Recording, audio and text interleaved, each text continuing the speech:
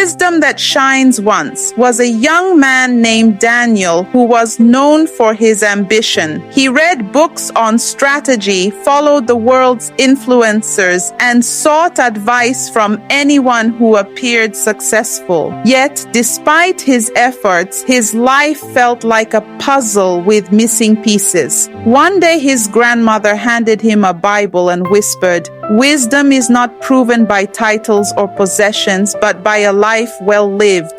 She pointed to James 3:13 NIV. "Who is wise and understanding among you? Let them show it by their good life, by deeds done in the humility that comes from wisdom." Daniel paused.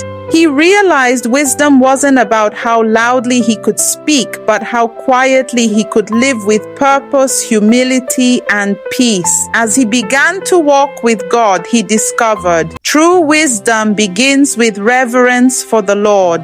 The fear of the Lord is the beginning of wisdom, and knowledge of the Holy One is understanding.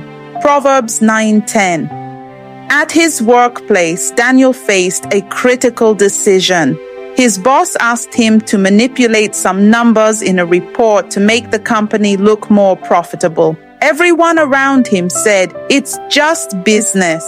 Nobody will know." But Daniel remembered Proverbs 9:10. The fear of the Lord is the beginning of wisdom. He prayed, then respectfully declined. Instead, he suggested presenting the real figures and focusing on long-term integrity. At first, he was criticized, but months later, the truth came out. Another department's dishonesty was exposed. Because Daniel had kept the report clean, he was praised for his honesty and promoted to a leadership role. His reverence for God had preserved his integrity and lifted him up. Godly wisdom is peace-loving and pure. The wisdom from above is first of all pure, then peace-loving, considerate, submissive, full of mercy and good fruit, impartial and sincere. James 3:17. In his neighborhood, two families got into a heated dispute over parking spaces. Voices were raised, tempers flared, and division grew. Daniel lived right next door, and instead of avoiding the tension, he stepped in with calm words. He invited both families to his home, served them tea, and let each one share their frustrations. Then he reminded them gently, "We are neighbors for a reason. Peace is better than pride." His calm presence and fair approach turned hostility into understanding.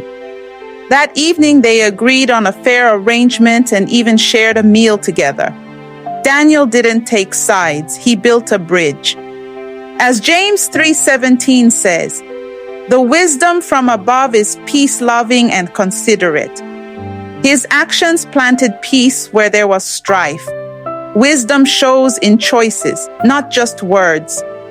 When Daniel forgave instead of fighting back, served instead of seeking applause, and chose prayer over panic, people around him noticed something different. At church, Daniel was asked to serve in a ministry that seemed unimportant, cleaning and arranging chairs before service. Some people looked down on the task, but Daniel remembered James 3:13. Wisdom shows through deeds done in humility.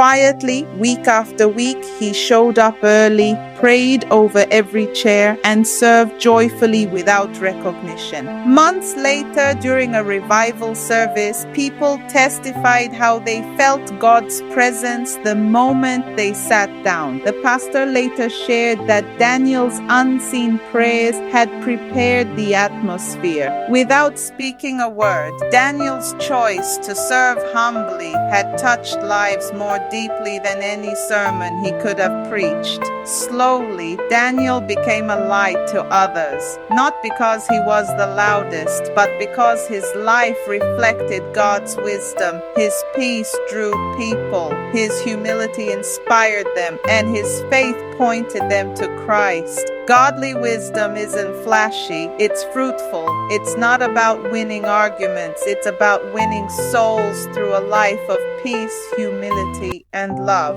When you ask God for wisdom, James 1:5, He promises to give generously. And when you live it out, others will see Christ in you without you needing to say a word. In the end, people didn't just call Daniel wise, they saw Christ in him.